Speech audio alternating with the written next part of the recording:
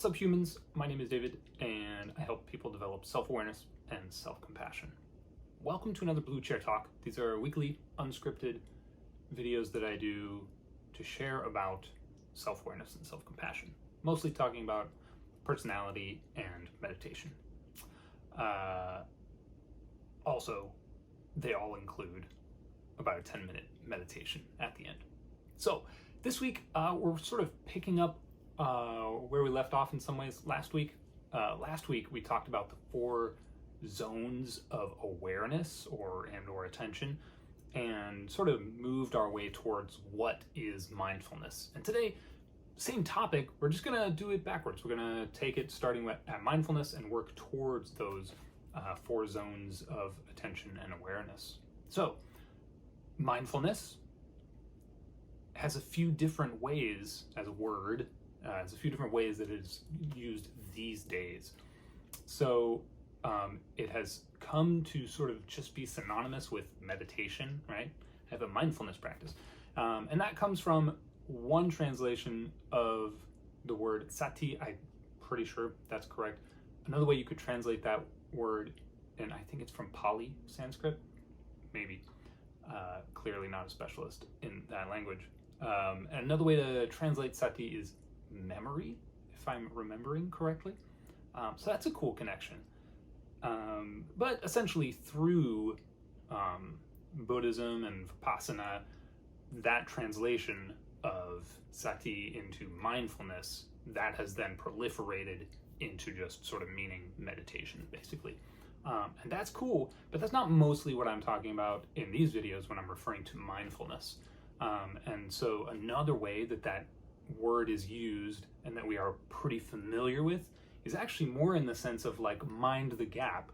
And if someone doesn't mind the gap, then someone else might see them trip and say like, oh, well, he wasn't very mindful, was he? And that mindfulness is actually closer to what I'm wanting to get at. Here, for example, talk of like mindful eating, or mindful media consumption. And these also can give us clues into this consciousness phenomenon or this psychological phenomenon of the relationship between our big picture awareness and our more focused, narrow attention. So last week we talked about it mostly in reference, I think, to hearing. And another example, though, that I would like us to consider, another example of mindfulness in action in our daily world is bodily awareness. And the example that I'll give you that is unfortunately common from my life is becoming hunched over at your computer screen. I'm doing Zoom classes these days, and multiple times throughout the course of a class, I'll find myself very uncomfortable, not really aware of how I got so scrunched up again, and I'll relax, my whole body kind of like good posture, and try to remind myself like, hey, stay this way, it's better, it's more comfortable, right? And then however long, usually not all that long into the future, like I find myself scrunched again. How is that possible? Didn't I just tell myself or admonish myself to be more aware? But no, our narrow attention, our focused attention sort of has this ability, for better and for worse, to block out certain aspects of the big picture from our awareness. Now, part of us is still aware of it, and at some point you sort of reach a tipping point where you do get that information, that tip from your big picture awareness that something is off, something is uncomfortable. And then your sort of intentional self, let's say, goes, I remember now. Let me actually sit comfortably, So that's just one example, but a very similar psychological phenomenon is going on when we talk about mindful eating, mindful media consumption, and really pretty much all of the times, or at least most of the times, when we say mindfulness, or, I'm trying to be more mindful about this and that, usually what we're actually describing is that harmonious relationship between a big picture awareness in life, a holistic view, as opposed to this more narrow, more detailed, more focused sort of attention that is able to block out that bigger picture, right? So, one of my favorite ways of re-engaging mindfulness just throughout my daily life is actually asking myself what's going on in my body. Because that seems to sort of maybe be the first casualty of a lack of mindfulness, is that I'm just not very aware, not very in touch with some discomfort in my body, Man, there's a whole video waiting to happen on that topic, right? But for now, let me kind of steer us back toward, like we introduced these two ways that the word mindfulness is used. Let me steer us back towards these 4 zones of attention and the practice of meditation, because essentially the practice of meditation is cultivating within us this more harmonious relationship between the big picture and the more narrow view. And how that is happening is as follows. When we meditate, we usually pick an object of concentration that can become sort of like an anchor that we know, this is what I need to do. This is what I need to come back to reorient my attention towards. And that's really the crux of it. And this is what I want to invite you this week to try and notice as you go about your daily life, is this matter of intentionality. Because we don't have conscious control of the big picture awareness. We don't get to decide, like when you're listening, you don't get to decide what the big picture awareness on a listening level does or doesn't hear. You only get to be intentionally in control, or at least that is how it feels. We only feel intentionally in control of this more narrow sort of spotlight of attention. So, in meditation, what we're doing is we're constantly redirecting that attention to something, and gradually that is actually training our subconscious, which is in control of the big picture. It's training it to operate in a new way. And by doing that, you're recrafting a more harmonious relationship between the big picture awareness and the more narrow attention. Now,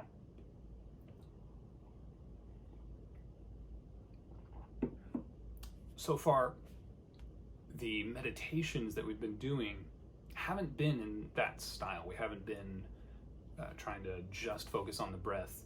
But today, today is going to be the first time that we do that kind of a thing. But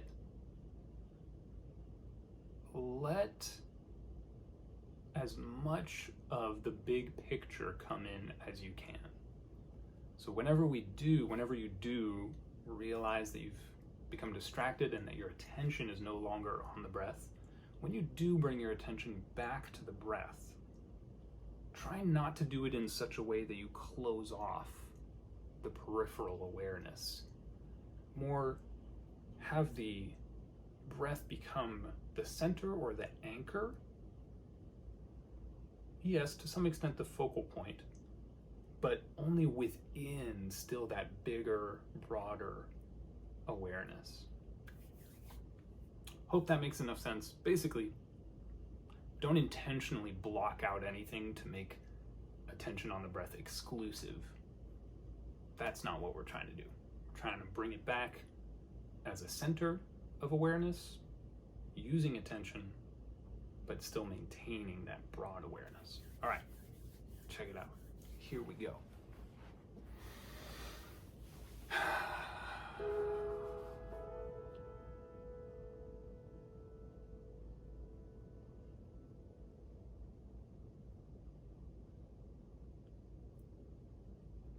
as you settle in, like I mentioned earlier, check in with your body.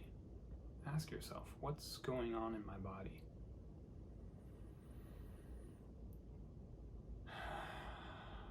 And see if you can take some deep, calming breaths to just let any tension loosen. Try and find a posture that is comfortable, that you can maintain for the next 9 or 10 minutes here.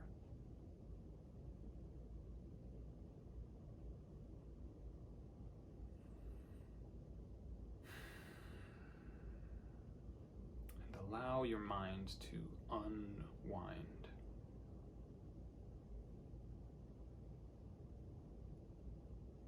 Come into the present moment. Come into your body.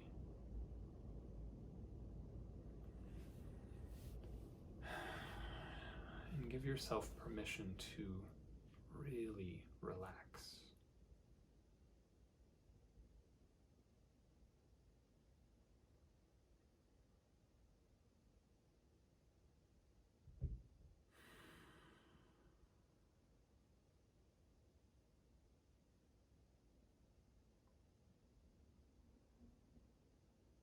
And as you experience some of that tension dissipating,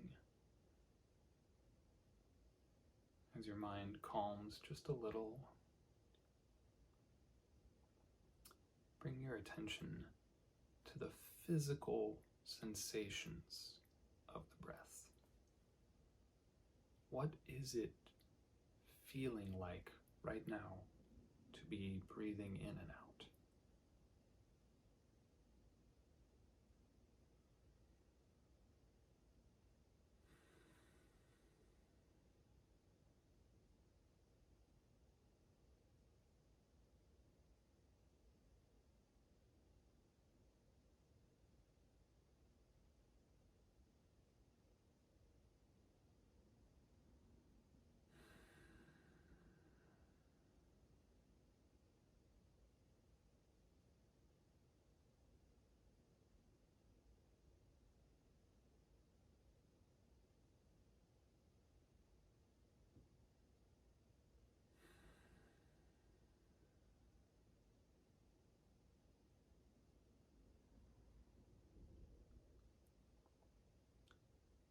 And anytime you recognize that you are thinking, there is some narrative taking place in your mind, or some story that you're imagining far, far off,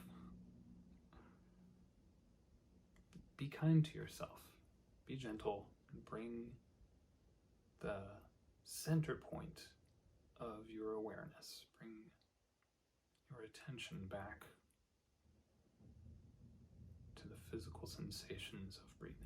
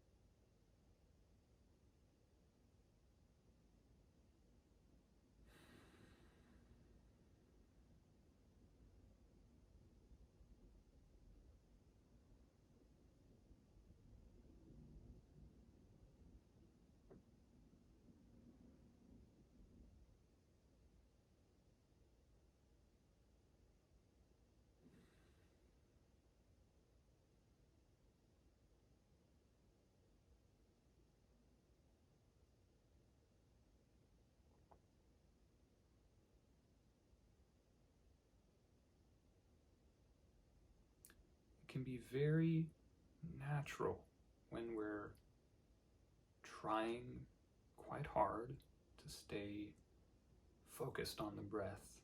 It can be very natural that the peripheral awareness begins to dull, and sometimes we lose track of it entirely. So to the extent that you're able, simply just open that back up and keep the breath at the center, but don't close down to exclusive attention at the breath. Remain open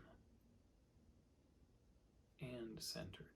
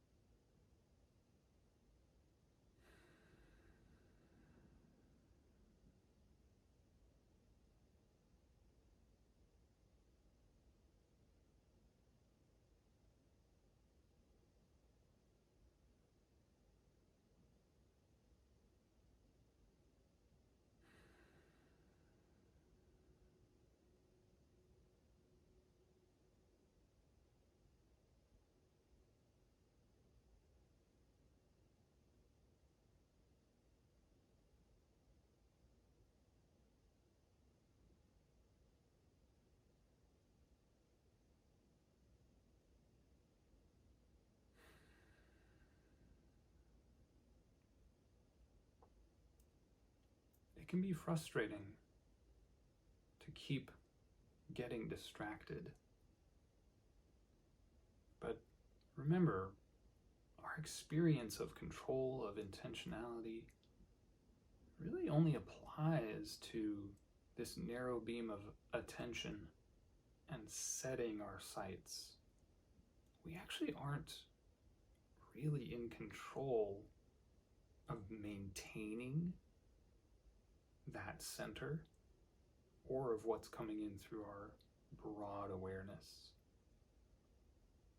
We really only feel that sense of agency related to initially aiming that narrow beam. So be kind to yourself and don't be surprised when your subconscious decides that something else is more interesting.